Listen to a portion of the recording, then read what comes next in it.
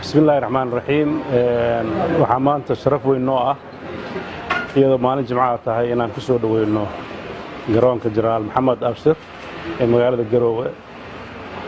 ra'iisul wasaaraha dawladda federaalka Soomaaliya mudane Xasan Cali Khayre iyo wafdi ballaaran oo la socday iyadoo maalinta biri ah haddii Ilaahay ka dhigo uu ka bilaaban doono shir wada tashi ah oo ay yeelan doonaan xubnaha dawladaha federaalka xubnaha ka ah iyo dawladda federaalka ah madaxweynaha iyo ra'iisul wasaaraha haddii Ilaahay shirkaas oo ah wada tashi oo aan rajaynayno in looga wada hadlo waxyaabo dadka iyo